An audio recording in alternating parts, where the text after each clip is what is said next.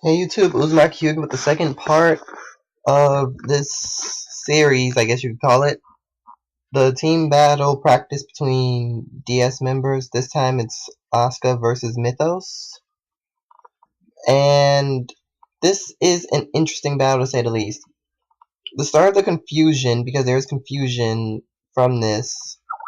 Originally the order for the teams, Doran, the leader of one side of their side, and my own side, which I was in a battle with Rose earlier for my side and I lost.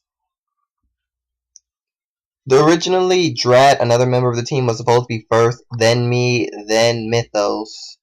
However, Drat was playing Skyrim instead, and as a result I had to go, and since we couldn't get him after that, Mythos had to do this match.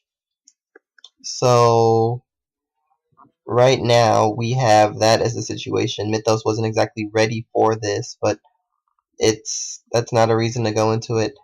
These decks that are being used are actually pretty interesting, to say the least.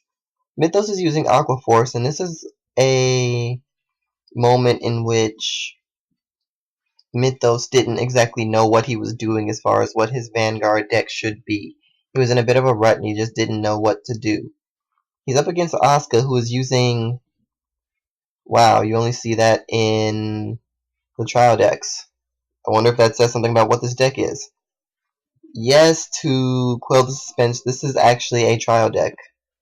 Asaka is using a trial deck. Nothing is in this deck that's not from the Gold Paladin trial deck.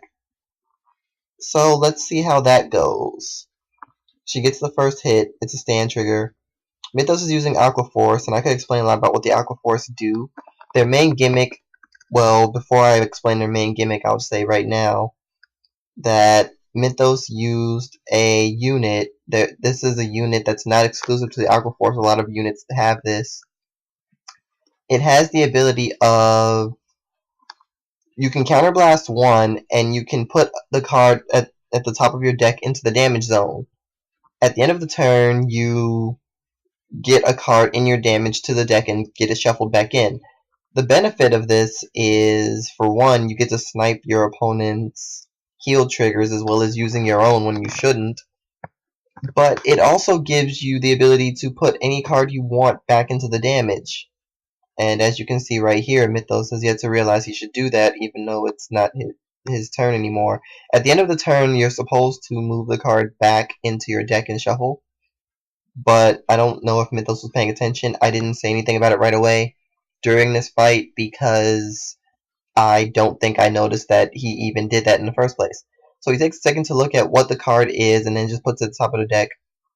Funny thing is, if you don't flip the card over like that, then CFC does this weird thing where if you get it later, it'll be face down.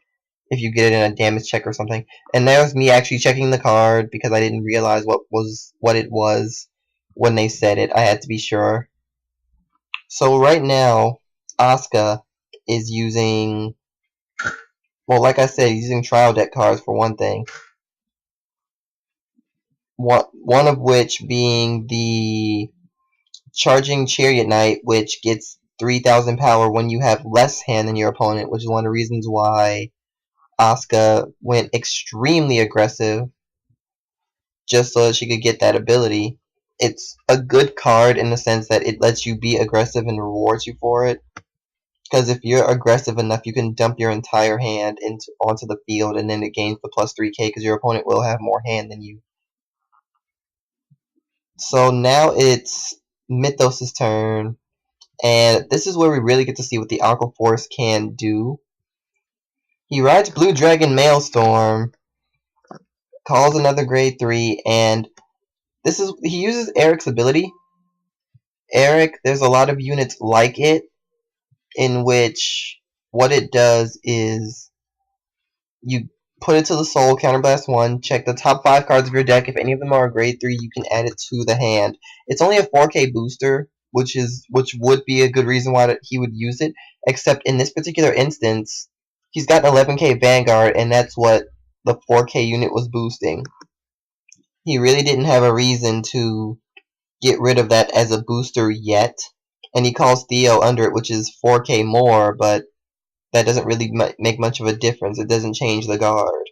So honestly, it was kind of a waste of a play. He could have put that behind something else and gotten 2 stronger attacks instead of having a really strong center line and then 2 weak attacks that only take 5k. He took out the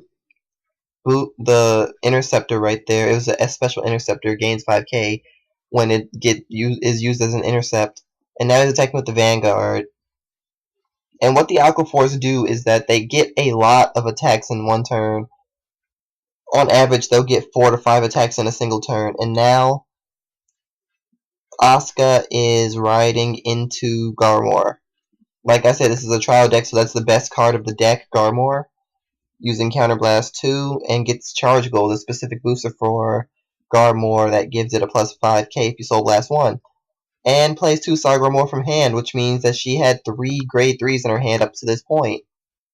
So right now, she was basically able to use that, what you would call a really bad hand, to get the optimal of what you could have right now, which is a unit Sagamore boosted by the grade 1 Sagamore, which gives a 16k attack, forcing a 10k shield like you just saw. This, which if you Soul Blast, it does 26k because of Limit Break, or 21k without, which I don't think she did Limit Break just now. And now with a Counter Blast, this is another 21. So it's really difficult to guard against all these attacks, even if you have an 11k Vanguard. And it just keeps in mind the special numbers of what you have to do in order to get damage and force guards. And now we get to see what the Aqua Force are really meant to do. That unit is 8k, the Basil, but when it attacks specifically the Vanguard, it gains 2 abilities. The first ability gives it 2k extra power, which is how it hit. The second ability, as you just saw, it moves back and the unit that's behind it moves in front. If you see an Aqua Force putting a grade 2 or grade 3 in the back row, that's why. And because of that, each of those 2 counted as a separate attack. This is the 4th battle. And in the 4th battle, Maelstrom gains 5k and gains an ability of, if it hits, it can Counterblast 1 to retire one of the opponent's units and get a draw. But it only happens if it's the 4th battle, which is why units like that Basil exist in the deck in the first place. But because of a draw trigger, she was able to guard without that much of a problem compared to if that effect wasn't in play. It basically, the effect negated the trigger and the trigger negated the effect, is the best way you can describe what just happened. So now she plays Slagle Sword and Silent Punisher. She just decides to go all out. So she's definitely going to try to end it here. And this is another smart play from what Asuka's doing. Keeping in mind that he has an 11k Vanguard. He's got an 11k attack right there, which he chooses to use on the Interceptor. This is for 26, and because she just used 2 counterblasts for Slagle Sword, it just gained 4,000 more power, making it a 13,000 point unit on its own. And because of the 8k boost, it's going to be attacking for 21,000. So it's extremely difficult to guard against something like this, and right now Mythos has a decision on his hands. And keep in mind, this is the trial deck. You can literally get this for $20 and do exactly what Asuka is doing right now. This just shows that Asuka had a very good game plan and a very strong ability to utilize what she had, whereas Mythos didn't quite have that, unfortunately. He's not really proficient in Aqua Force, and unfortunately he lost for it. There were some things that he could have done to help himself, but oh well. Better luck next time, Mythos.